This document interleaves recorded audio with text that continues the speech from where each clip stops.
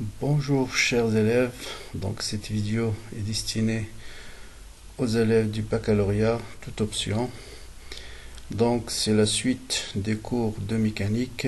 Aujourd'hui on va traiter ce qu'on appelle les lois de Kepler. Donc ces lois sont à la base du mouvement des planètes autour du Soleil ou bien du mouvement des satellites autour d'une orbite qui peut être terrestre ou autre.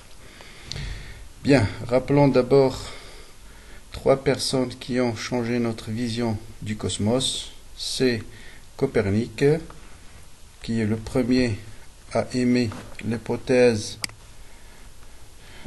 que les planètes tournent autour du Soleil. Ça fait déjà en 1473, il est né. Ensuite, il est venu Kepler, qui est l'objet de ce chapitre.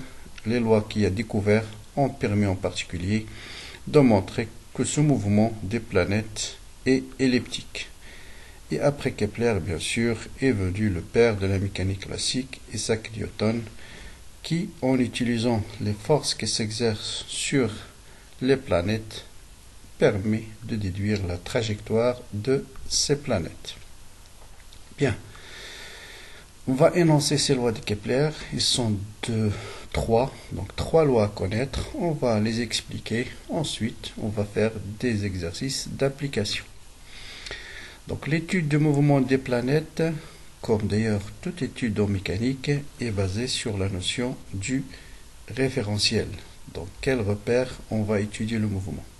Et quand on va traiter le mouvement, les lois de Kepler, on verra que le mouvement s'effectue essentiellement dans ce qu'on appelle un repère héliocentrique. C'est quoi un repère héliocentrique? C'est un repère qui est centré sur le Soleil et qui est dirigé vers trois planètes très lointaines pour les supposer fixes.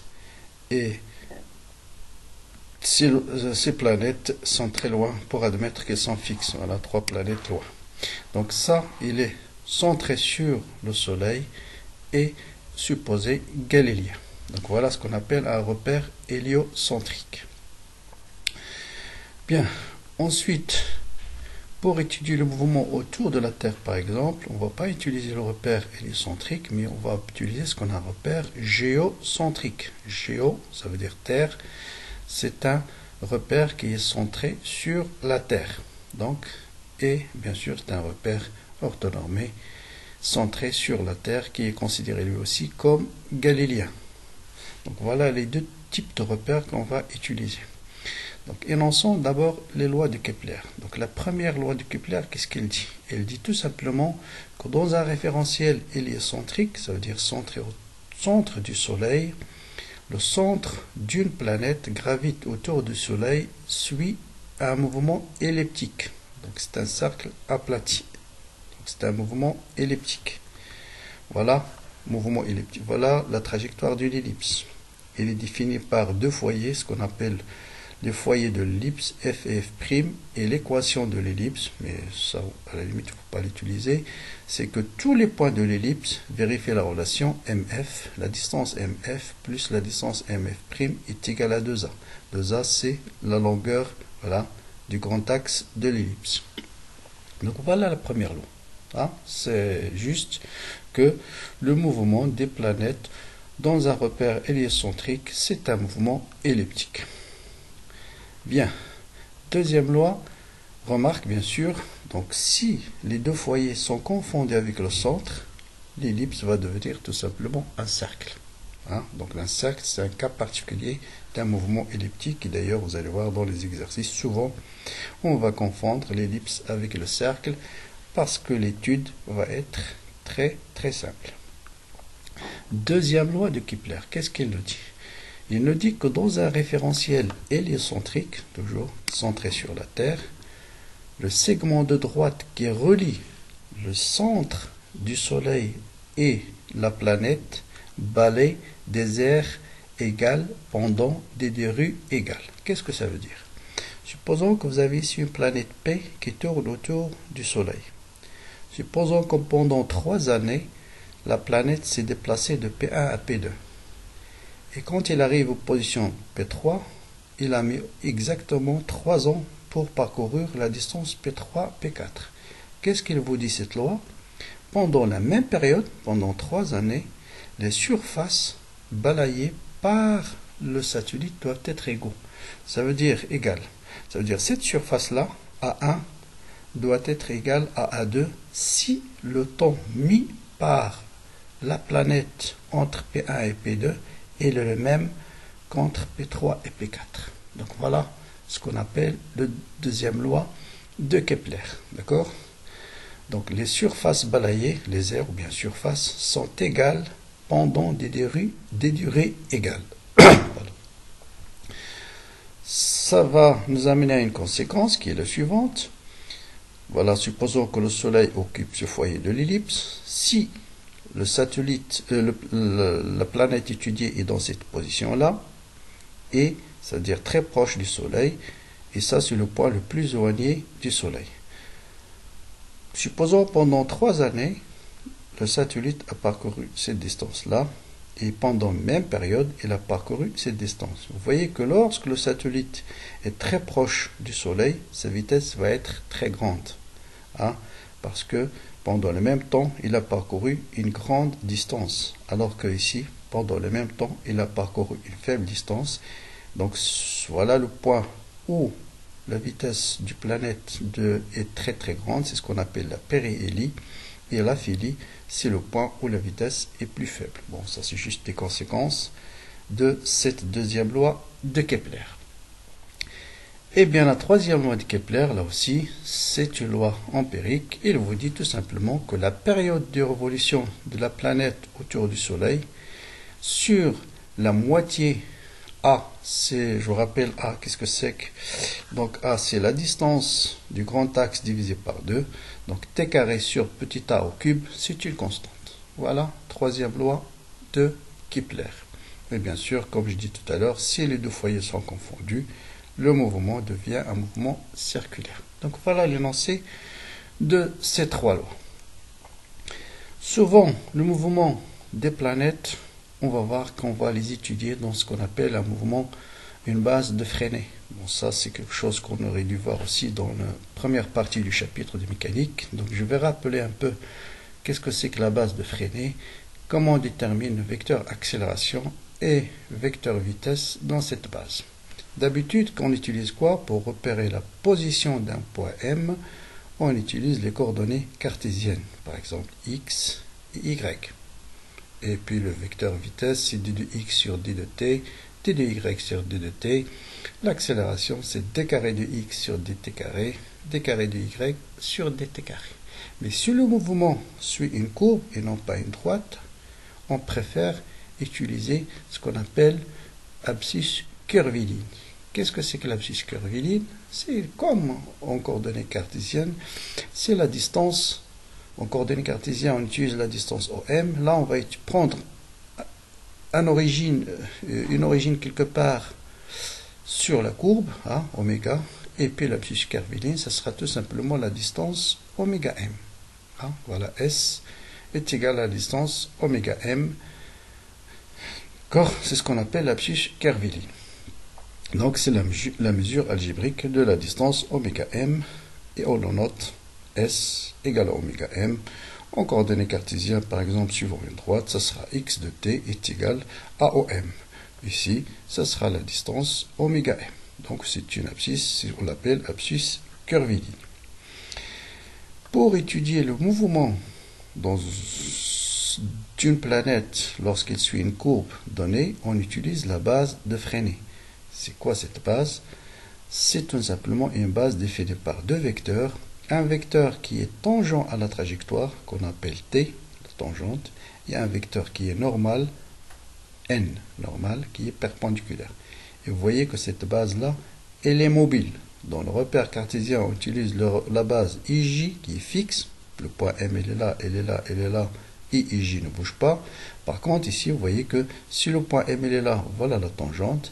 Si le point M il est là, voilà le vecteur tangente. Si le point M il est là, voilà le vecteur tangente, par exemple. Donc la tangente va changer. Et bien sûr, si on définit la tangente, la normale, c'est le vecteur qui est perpendiculaire à la tangente. Donc c'est ce qu'on appelle la base de freiner.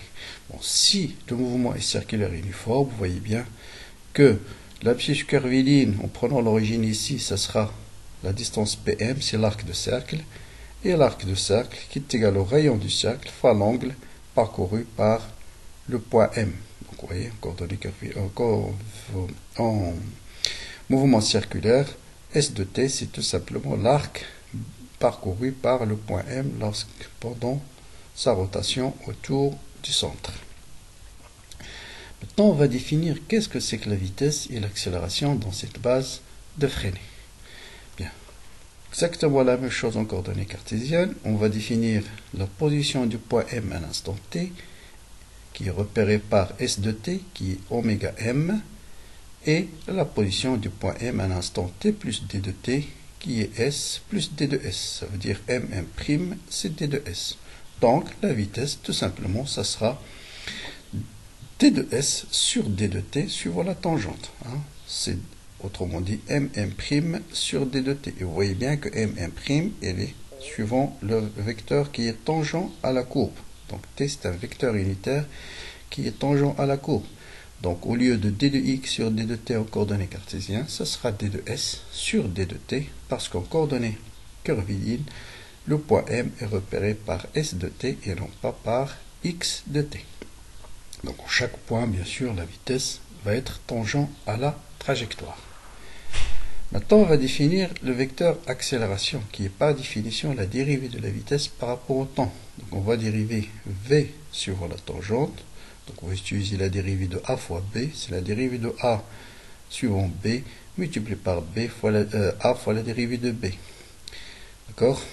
Maintenant, on va admettre un résultat que vous allez démontrer dans les cours suivants en mécanique, que la dérivée de vecteur tangente, c'est égal à V sur ρ fois la normale. Donc, c'est un vecteur qui est suivant la normale, c'est-à-dire un vecteur qui est perpendiculaire à t, et son module, c'est V sur ρ. V, c'est la vitesse, ρ, c'est ce qu'on appelle le rayon de courbure. Autrement dit, on peut définir une origine quelque part, et ρ, c'est la distance au oméga, ou bien au m, ou bien au m', c'est le rayon de la courbe. Et avec cette définition, vous avez l'accélération dans la base curviligne, dans la base de freinée, c'est d de v sur d de t suivant la tangente, plus v carré sur ρ suivant la normale. C'est ce qu'on appelle l'accélération tangentielle et l'accélération normale. Ça, c'est dans le cas général. Et on verra que ces formules vont être très simples dans le cas d'un mouvement circulaire uniforme. Donc ça, dans le cas général où le rayon de courbure n'est pas constant, et l'accélération, bien sûr, il a une composante sur la tangente, une composante sur la normale, Autrement dit, par exemple, l'accélération va être dans cette direction-là. Voilà le vecteur accélération. Il a une composante normale et une composante tangentielle. Bien. Si le mouvement est circulaire uniforme, ça veut dire quoi? Ça veut dire que le rayon de courbure est une constante. Voilà la définition d'un mouvement circulaire uniforme. Et uniforme, ça veut dire que la vitesse est égale à une constante. Bien. Si la vitesse est égale à une constante, ça veut dire sa dérivée, c'est égal à quoi? Elle est égale à 0. Et en remplaçant dans l'expression de l'accélération de tout à l'heure, d de v sur d de t, ce terme, bien sûr, va être égal à 0, d'après cette relation, et donc l'accélération va se réduire à sa composante normale. Ce qu'on appelle l'accélération va être uniquement suivant la normale. Et c'est ce qu'on appelle les mouvements à force centrale. Et sa valeur, c'est V carré sur R. R, c'est le rayon de courbure, qui, dans ce cas-là, ce sera tout simplement le rayon du cercle. Et en appliquant, par exemple, le deuxième loi de Newton, principe fondamental de la dynamique, la somme des forces est égale à m gamma, en projetant sur la normale, la somme des forces, la Lune par exemple, en supposant la force, c'est uniquement le poids il est suivant la normale, l'accélération est suivant la normale, donc en projetant cette formule sur la normale, qu'est-ce qu'il va nous donner? Il va nous donner tout simplement le poids est égal à gamma normale. Le poids c'est mg, est égal à mv carré sur r, et donc on va déduire la vitesse de la Lune autour du Soleil, c'est racine carrée de g fois r. R, c'est le rayon de la trajectoire de la ligne autour de la Terre. Maintenant, souvent dans les planètes, on ne travaille pas avec le poids, mais on travaille avec ce qu'on appelle la force de gravitation universelle. Bon, c'est bien sûr le poids, mais on va l'écrire sous une autre forme. Qu'est-ce qu'il nous dit cette force? C'est une force qui permet de caractériser l'attraction entre deux masses d'une façon générale, deux corps de masse MA, de masse MB, situés à une distance AB. Et cette force est une force toujours attractive. Par exemple, si on veut la force exercée par A sur B, c'est donné par moins G, la masse de A fois la masse de B, divisé par la distance au carré, fois UAB. Donc le vecteur unitaire est dirigé de A vers B. Et vous voyez bien que la force, elle est suivant moins ce vecteur. C'est une force qui est toujours attractive. Bon, ça c'est les unités des différentes constantes. G, bien sûr, c'est une constante qu'on appelle la constante de gravitationnelle. Bon, il a une valeur bien déterminée. Et puis AB en mètres, les masses sont en kilogrammes. Pour deux points ponctuels, par exemple A et B qui possèdent MA et MB à une distance D, cette formule, bien sûr, se réduit d'après la première loi de Newton. La force exercée par A sur B en module est égale à la force exercée par B sur A. C'est la constante de gravitation fois le produit des masses divisé par la distance qui sépare les deux masses ponctuelles au carré. C'est un cas particulier de la force gravitationnelle. Si on applique ceci, par exemple, à un solide autour de la Terre, mais on peut remplacer la Terre par Mars, par Jupiter, par ce que vous voulez, c'est exactement les mêmes calculs. La force exercée par la Terre sur le solide, ce sera grand G fois la masse de la Terre fois la masse du satellite divisé par R carré. Vous voyez bien que j'ai pas émis le signe moins, mais j'ai émis suivant la normale. La force, elle est suivant la normale. Hein, d'accord, ou bien moins suivant U, comme vous voulez. Donc R, bien sûr, c'est la distance entre le centre de la Terre et le satellite. Comme j'ai dit, ça peut être la Lune, ça peut être tout ce que vous voulez. En appliquant la deuxième loi de Newton, la somme des forces est égale à m gamma. Donc cette force est égale à m fois gamma normal plus gamma tangentiel. Et à partir de là, on va déterminer la valeur de gamma normal et gamma tangentiel. Donc par analogie, par identification entre ces deux termes, donc ça c'est la force qui s'exerce sur le satellite, ça c'est gamma dans le repère de Freinet qui est gamma normal plus gamma tangentiel plus gamma normal. Donc par analogie, vous voyez que ce terme qui est sur la normale doit être égal à ce terme, c'est-à-dire G, la masse de la Terre, masse de satellite sur R carré égale à V carré sur R. Bon, ça c'est petit r, le rayon de courbure. Et bien sûr, ce terme égale à 0 parce qu'il n'y a pas de composante ici, suivant la tangente. Donc ça veut dire quoi? Ça veut dire d de V sur d de t égale à 0, autrement dit la vitesse égale à une constante. Et à partir de là, on va déterminer la vitesse en fonction du rayon. Donc voilà les conclusions. L'accélération, elle est normale. L'accélération tangentielle, elle est nulle. La vitesse est égale à une constante. Et sa valeur, c'est racine carrée de G fois la masse de la Terre. Hein, ici il y a M. Hein, ici il y a M. Donc on va simplifier par... Ça c'est la masse de MS. Donc les deux MS, bon, il y a une petite erreur, c'est MS. Parce que le solide étudié, c'est la masse, c'est le satellite. Donc on va simplifier par les MS. Donc il n'y a plus ici de MS, il faut l'enlever. Donc il n'y a plus de MS. Donc V est égal à grand G, masse de la Terre sur R. Bon, il y a une erreur de frappe ici, faites attention, il n'y a pas de MS ici. Ici, il n'y a pas de MS, parce qu'ils vont se simplifier. MS va se simplifier. Bon, là c'est MS. Donc en simplifiant avec MS, voilà. Donc ce terme n'apparaît plus ici et ce terme n'apparaît plus là. Voilà. Donc voilà la vitesse. Donc cette relation, on déduit la période de révolution. Donc vous connaissez après les relations d'un mouvement circulaire uniforme, la période t c'est 2pi sur oméga et oméga c'est v sur r. Et en remplaçant la vitesse par sa valeur, on arrive tout simplement à la troisième loi de Kepler. Vous voyez que t carré sur r au cube, c'est bien une constante. Si on le veut au carré ici, en divisant par r au cube, ça vous donne 4p carré sur g fois la masse de la Terre. Tout ça, c'est des constantes. Donc ça, c'est bien une constante. Hein, c'est égal à une constante. Bon, c'est une constante. C'est la troisième loi de Kepler. Bien.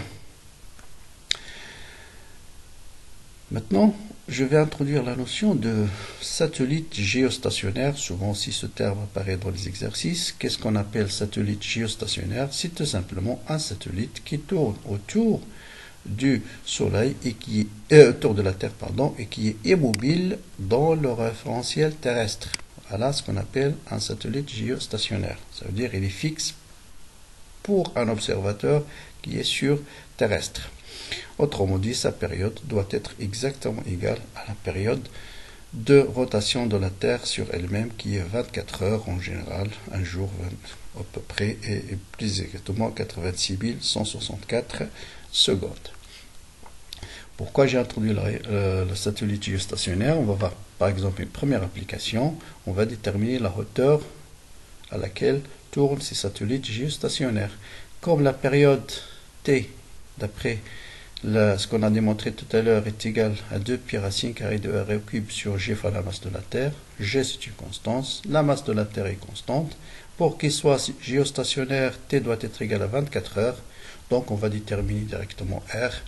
Faites attention ici. Petit r, c'est la distance, c'est le rayon du satellite. Ça veut dire c'est la distance entre le centre de la Terre et l'orbite.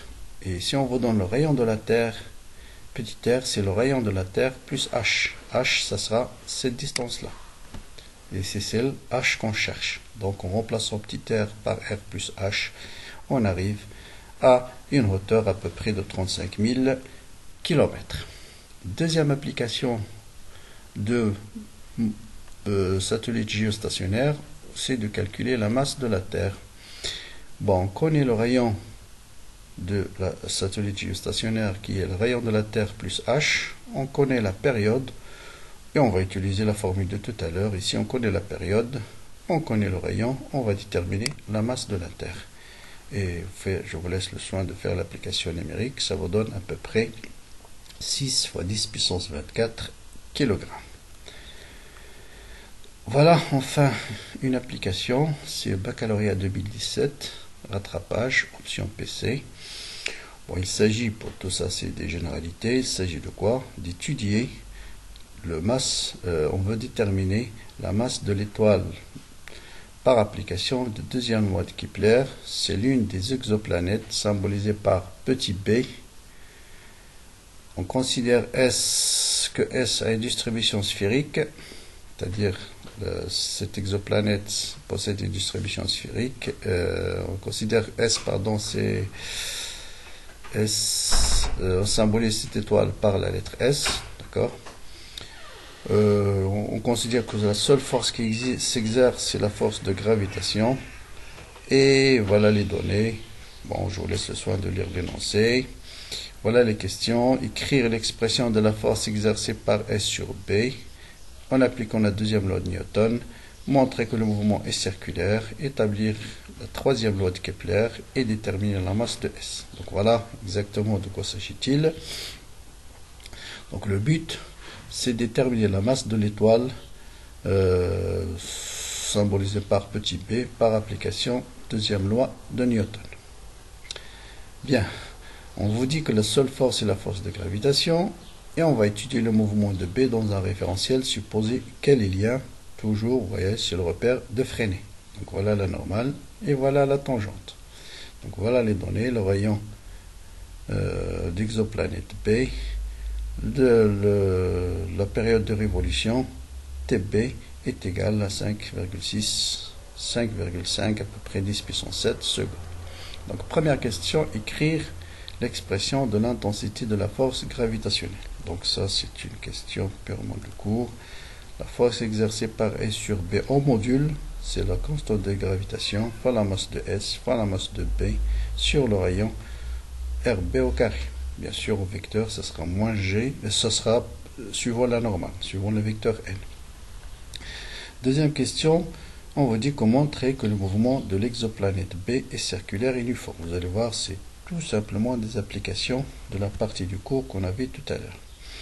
Donc, il suffit de faire la projection de cette loi dans le repère de Freinet. Donc, les forces appliquées sur la force de gravitation, qui est donnée par Bon, il n'y a pas de signe moins ici, hein, c'est suivant n, il y a une erreur, c'est plus, non pas moins. C'est G, M, S, M, N, R, B au carré suivant la normale. Projetant cette relation dans la base de Freinet, d'accord, la force c'est M gamma. Sur la normale, sur la tangente, bien sûr, c'est 0. Donc la force a une composante suivant la normale, donc sa projection suivant la tangente, c'est 0, est égale à la masse de l'exoplanète B fois gamma tangentiel.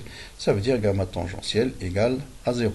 Suivant la normale, MB fois gamma normale est égal à M, la force elle est suivant la normale, et est égal à M fois gamma normale. Donc ça veut dire ici d de v sur d de t égale à 0, et là ça veut dire G fois, en remplaçant la force de gravitation par sa valeur, est égal à mb v carré sur rb.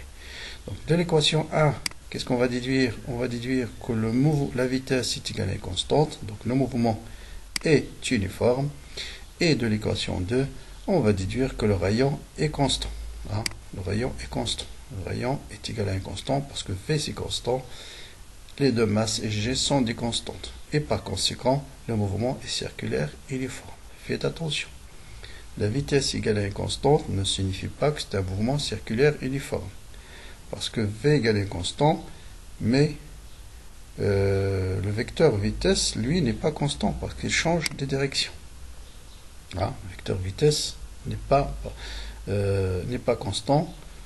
Le module il est constant, mais le vecteur n'est pas constant. Donc le mouvement est circulaire uniforme. Deuxième question 2, on vous dit de démontrer la troisième loi de Kepler. Bon là toujours, c'est-à-dire T au carré sur R au cube égale à une constante. Toujours d'après l'équation 2, c'est-à-dire le principe fondamental de la dynamique F est égal à M gamma normale, on va déduire la vitesse. Et donc, en remplaçant la vitesse dans la période, qui est 2π sur oméga, et je vous rappelle, oméga c'est V sur R, donc on déduit tout simplement que T est égal à 2π fois R, racine carrée de RB sur G fois la masse de S. Bon, c'est exactement la même démonstration que j'ai fait tout à l'heure dans le cours. Et en isolant ce qu'on veut montrer, c'est T au carré sur R au cube, on va calculer T carré en divisant par R au cube. Et vous voyez bien que T carré sur R au cube, c'est exactement une constante, parce que G, c'est la constante de gravitation, et M, c'est la masse du satellite S. Maintenant, on veut déterminer la masse de S, avec les données qu'on donne. Dans la période de révolution de B autour du Soleil, on va déduire la masse MS par la relation, tout simplement, MS. Donc, vous voyez, cette relation, il a beaucoup d'applications. Si je connais la période, je peux déterminer la masse de l'étoile.